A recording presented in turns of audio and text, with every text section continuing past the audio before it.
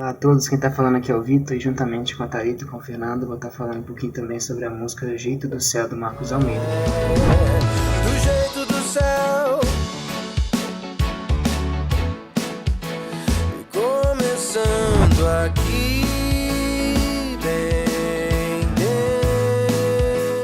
Em relação à letra, o Marcos ele traz uma visão muito saudosa, um sentimento de saudade, também de querer revelar uma verdade, trazer uma mensagem através da letra dele. Ele começa expondo o seguinte: hoje o reino chegou, já não existe mais medo, já clareou, desatou o nó, o segredo. O Marcos, por ele ser cristão, ele expõe também a palavra reino até na sua composição com R maiúsculo. E isso dá-se a entender que ele está querendo trazer referência do reino sendo o reino de Deus, sendo o reino celeste. E como ele fala da sua chegada, ele também retrata a narrativa da questão da encarnação de Cristo em ser humano e ele vindo a este mundo e se revelando ali como a verdade e também os seus princípios, os seus ensinamentos aos seus discípulos e aqueles que também estavam atentos ao que ele falava. Então, ele fala que Cristo seria essa verdade e que isso que foi clareado, foi revelado e já não é mais segredo e esse nó foi desatado. Marcos, então, ele vai discorrer um pouco mais para poder trazer e completar essa ideia que está querendo expor.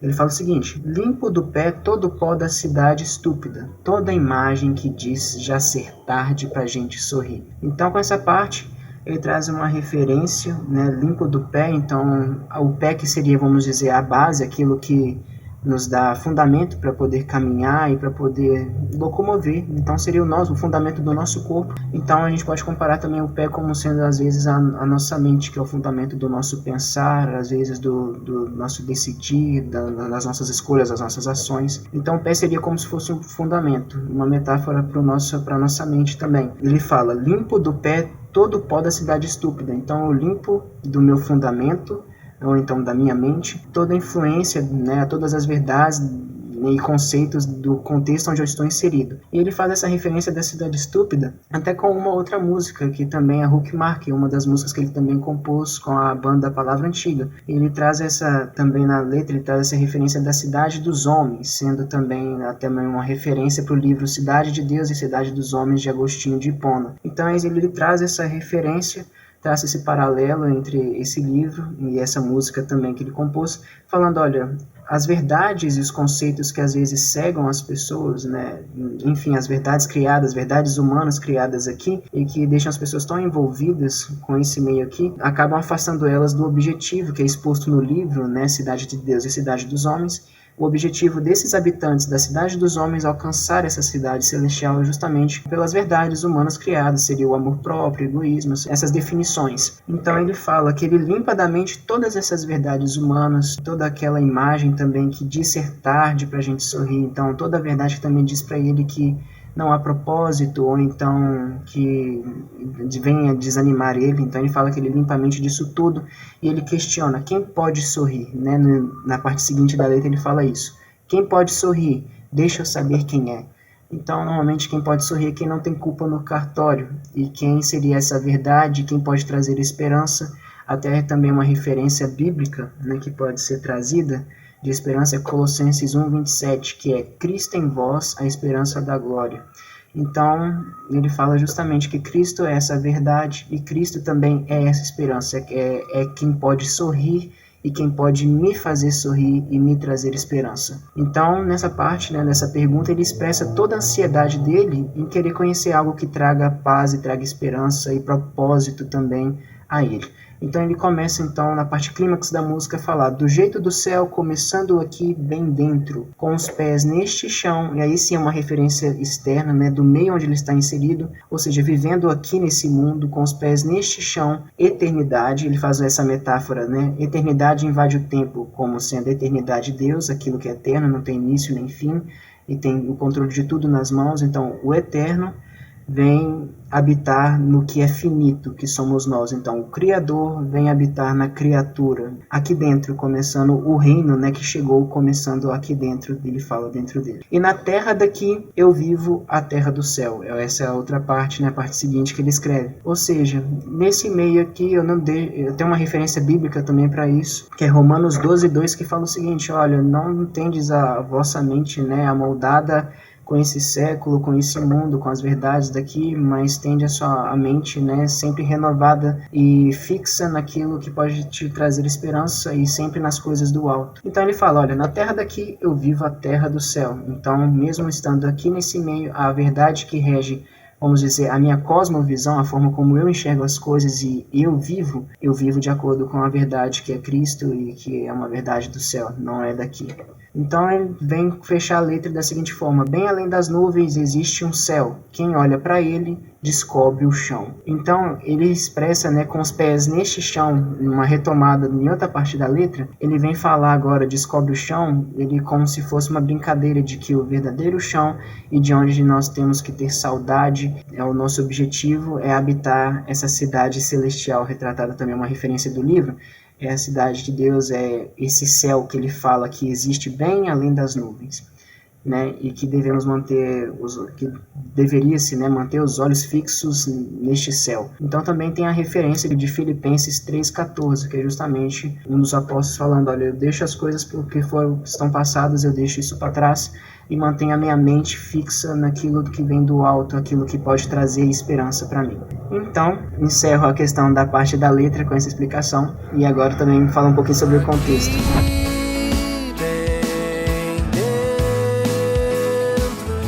Falando um pouco sobre o contexto da música em que ela está também inserida, então ele retrata essa questão da referência da cidade de Deus e a cidade celestial. Então ele traz essa referência, olha, no contexto que estamos inseridos é um mundo muito globalizado e cheio de informações, né? Então também a gente chegou a estudar um pouquinho isso também, acho que uma das matérias, acho que filosofia ou antropologia, no início da faculdade, em que também se a gente teve exposto a essa teoria de que o indivíduo ele é um ser fragmentado, né, e que as verdades, os conceitos que estão no meio, né, onde ele está inserido, onde ele nasce, acabam interferindo muito naquilo que ele vai vir a se tornar e aquilo que vai formar as verdades dentro dele. Então, dessa forma, ele traz essa questão de que mesmo em meio a essas verdades, né, mesmo no mundo globalizado e cheio de informações, o que é importante para ele e a verdade que ele quer carregar é a verdade que vem do reino dos céus, bem além das nuvens que ele retrata, né, na letra dele.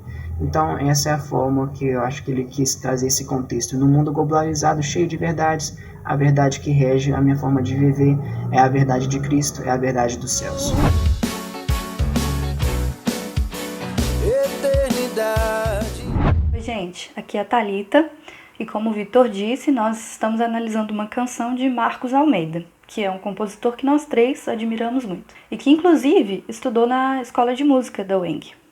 Então eu vou fazer uma análise harmônica da canção. Bom, a canção está na tonalidade de Lá maior e o compositor começa ela no sexto grau, como em algumas composições de Bach, em que ele começa no sexto grau e vai para a tônica ou para o quinto grau. Nessa canção ele começa no sexto grau e vai para o quarto. Depois ele segue o encadeamento dentro da tonalidade e finaliza a frase com o Si maior, que é uma dominante secundária, né? É o quinto do quinto. O quinto grau de Mi, que é o quinto de Lá. Depois ele vai para a ponte, mantém o acorde da tônica. E no refrão ele faz um encadeamento começando do quarto grau e termina com o quinto. E aí ele finaliza com o quarto grau, que eu, particularmente, penso que pode ser também que ele queira fazer algum tipo de referência, porque ele termina falando do jeito do céu, né? E que o quarto grau é uma quarta justa, né? Uma quarta perfeita. Então ele poderia estar fazendo essa alusão aí, talvez, né? Eu não sei o que ele pensou, mas eu, analisando, pensei um pouco disso.